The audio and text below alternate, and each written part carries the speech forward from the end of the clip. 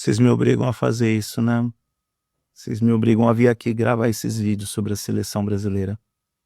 Eu não ia gravar esse vídeo. Hoje é feriado, 20 de novembro. Vocês vão assistir esse vídeo no dia 21. Tá chovendo pra caramba em Florianópolis. Eu tava pronto para passar o dia assistindo vídeos no YouTube e filmes na Netflix. Mas aí eu vejo a declaração do senhor Rafinha após o jogo contra o Uruguai e sou obrigado a trazer um pouco de realidade pro Rafinha e para os torcedores mais ufanistas. Eu vou utilizar a inteligência artificial para isso. Vou dar bom uso da inteligência artificial para colocar a fala do Rafinha após o jogo contra o Uruguai pelas eliminatórias da Copa de 2026. Tá, beleza. Finge que eu sou o Rafinha a partir de agora, tá? Aê, desculpa a palavra aí, tá? Mas a gente jogou pra caralho, tá? Estamos preparados para qualquer um que vier daqui pra frente, falou? Ó, jogando assim vai ser muito difícil ganhar da gente, tá? Tudo bem, a gente também não ganha de ninguém, mas ninguém ganha da gente se a gente também não ganhar dos outros, beleza? Mas a gente é foda, a gente jogou muito, estamos preparados para qualquer um, beleza? Rafinha, senhoras e senhores. Rafinha, eu tô calmo, mas eu sei que eu vou terminar esse vídeo full pistola. Vamos mostrar a realidade dos fatos, a realidade que talvez o senhor Rafinha não tenha percebido. Mas antes de falar dos jogos, quero compartilhar o que eu penso a respeito deste rapaz. O Rafinha é um bom jogador, um ótimo jogador. Ele tá fazendo uma boa temporada no Barcelona. Mas daí a dizer que ele é o 10 da seleção brasileira que eu sempre sonhei, a resposta é não. Muitas pessoas entendem que o Rafinha não é tudo isso. Eu sou uma delas. Eu acho que ele é meio over, ele é um pouco superestimado. É difícil expressar minha opinião sem ofender o cara, mas vamos colocar da seguinte forma. Ele é um ótimo jogador, mas ele não é um camisa 10. Pode vir a ser? Não sei. Tenho minhas dúvidas. Eu aceitaria o Neymar como 10 da seleção brasileira. E todo mundo sabe o que eu penso a respeito do Neymar. Todo mundo sabe que eu não morro de amores pelo Canelinha de Vidro, pelo Celta 2016 1.0 batido. Aliás, senhor Neymar, o senhor não se ajuda mesmo, né? Um ano parado para entrar em campo e se contundir de novo. Eu sei, eu entendo.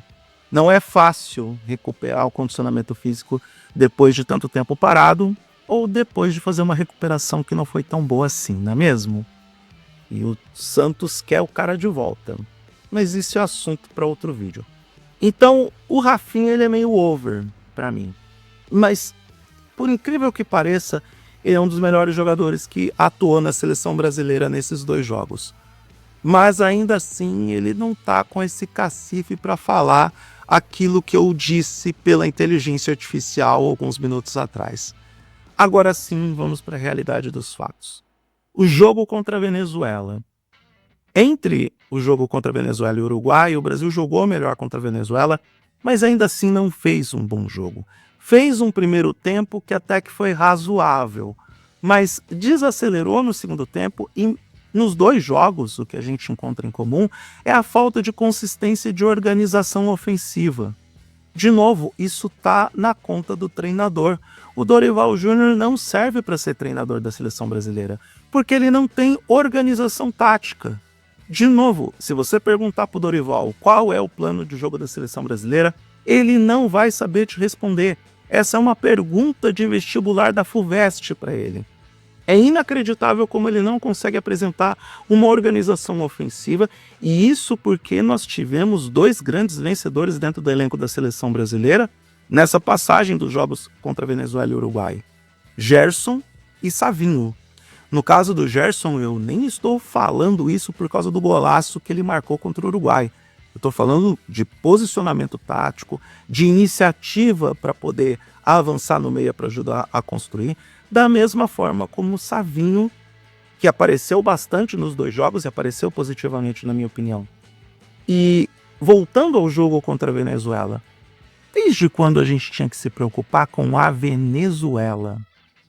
Sério, eu vou falar da tabela de classificação das eliminatórias daqui a pouco, mas, sinceramente, é a Venezuela.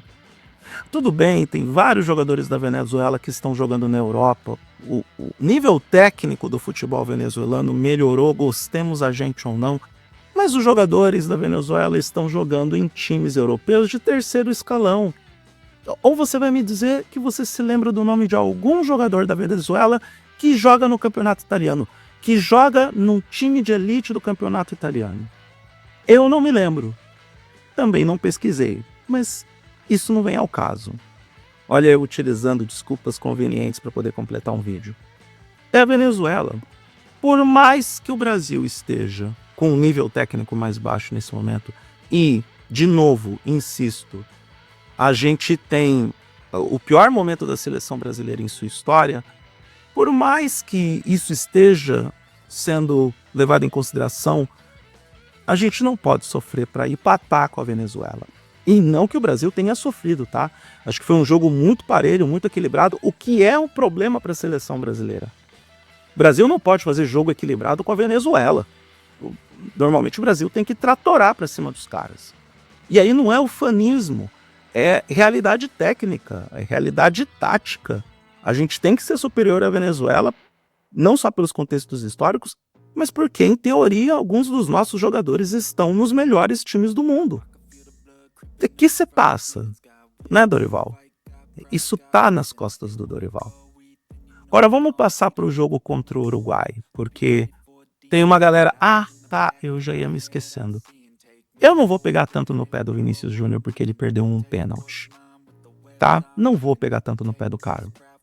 Eu sei que o desempenho do Vinícius Júnior na seleção brasileira é altamente questionável, mas ele tem alguns momentos, alguns lampejos na seleção que, se ele não está ali marcando gols, ele está complicando a vida das defesas adversárias, o que já é um grande trabalho.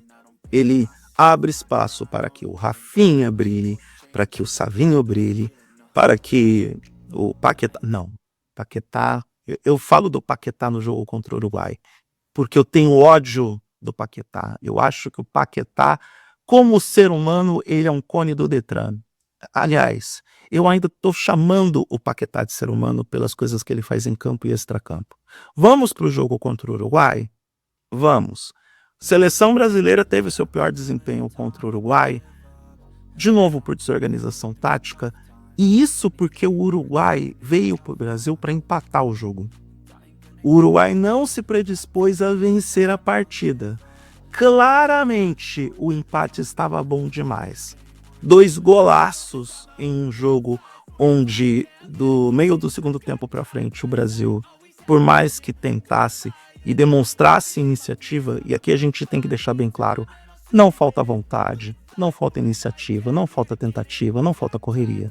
Falta organização tática, falta um certo comprometimento de quem está planejando a seleção brasileira em estabelecer um plano de jogo que possa neutralizar a retranca dos adversários. E aí vem o Dorival dizendo, todo jogo os adversários vão jogar retrancados contra a gente porque nós somos muito superiores. E daí? Isso não é problema deles? Isso é um problema nosso? É o Brasil que tem que se resolver para acabar com as retrancas adversárias. Não é o adversário que tem que ficar levantando o volume de jogo para poder dar espaço para o Brasil ser ofensivo e ter a competência ofensiva transformada em gols. Acontece que o Brasil não é competente nos aspectos ofensivos. Agora sim, senhor Paquetá, o senhor entra no meio para o fim do segundo tempo do jogo contra o Uruguai e em poucos minutos toma cartão amarelo. Quanta incompetência, não é mesmo? Quanta incompetência. Mesmo o Rafinha não fez uma boa exibição contra o Uruguai. Mesmo o Rafinha. Então, eu não sei se o senhor Rafinha entendeu qual é a real situação da seleção brasileira nas eliminatórias. Neste momento, nós estamos na 5ª posição, atrás da Colômbia, atrás do Equador. Aliás, temos que lembrar para o senhor Rafinha que os próximos 2 jogos de data FIFA pelas eliminatórias da Copa do Mundo em março de 2025 são contra a Colômbia e contra a Argentina. duas seleções que estão na frente do Brasil na tabela das eliminatórias. E o sexto colocado nas eliminatórias, meus amigos, é o Paraguai, que para mim é a pior seleção do continente. Nós estamos perigando ser ultrapassados pelo Paraguai de novo. E isso porque as eliminatórias sul-americanas já foram mais fáceis. Sinceramente, eu acho que o Brasil vai para a Copa de 2026. Porque tem que ser muito incompetente para não conseguir uma das 6 vagas, considerando que a 6ª vaga é de repescagem. Não é possível que o Brasil fique de fora dessa Copa do Mundo.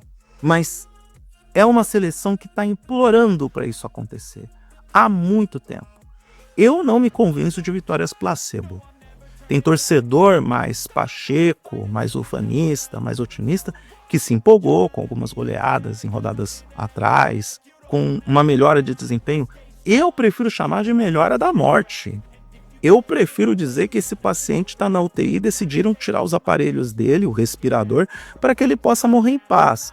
Mas aí seria dramatizar demais uma situação que já está bem complexa. É mais crível, objetivo e racional colocar a culpa em quem tem culpa. Nesse caso, o grande culpado, acima inclusive do Dorival Júnior, que é o incompetente, que não serve para estar no cargo de treinador da seleção brasileira, acima dele está o senhor Edinaldo Rodrigues. E eu estou falando isso há meses. Edinaldo Rodrigues é o grande responsável pela falência do futebol brasileiro, pela falência da seleção brasileira masculina de futebol. É ele o cara que convocou as 27 confederações estaduais de futebol para votar em toque de caixa, mudança no estatuto da CBF, para que ele fique por pelo menos 15 anos como presidente da entidade. Foi ele que foi até a Conmebol para pedir para a entidade que organiza a Copa Libertadores a exclusão de uma vaga na pré-Libertadores do Brasil para que todo o calendário brasileiro se encaixe.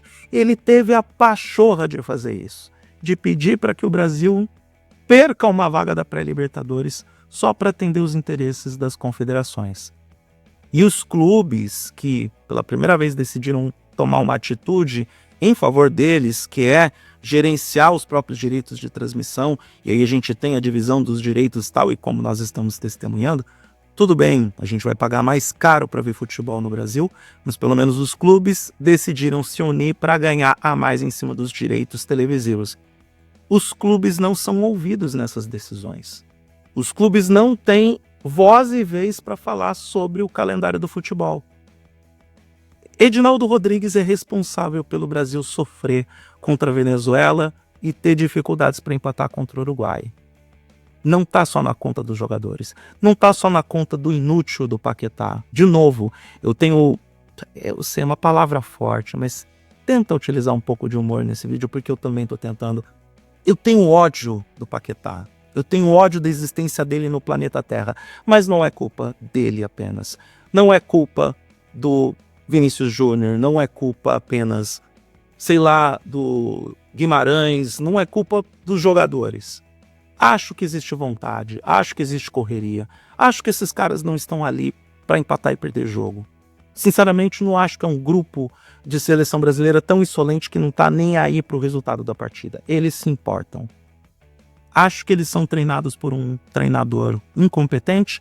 Acho que esta entidade, o futebol brasileiro, que é sim um dos símbolos nacionais, um dos nossos maiores orgulhos de carregar a camisa amarela, que graças a Deus a Nike não vai ter mais o controle de design dessa camiseta. Por favor, Adidas, venha, estou esperando por você. Essa entidade, seleção brasileira, ela é muito desrespeitada pelo senhor Edinaldo Rodrigues. 2024 se encerra como o pior ano da história da seleção brasileira. E os resultados contra a Venezuela e o Uruguai são os capítulos finais desse desastre que foi o ano da seleção brasileira masculina. O grande orgulho da seleção brasileira no ano foi a medalha de prata do feminino nos Jogos Olímpicos de Paris. Só me assusta o fato do Rafinha, que não merece ser o camisa 10 da seleção brasileira, ter uma visão tanto quanto distorcida da realidade. Acorda pra vida, Rafinha. A seleção brasileira não tá jogando essa bola toda que você pensa.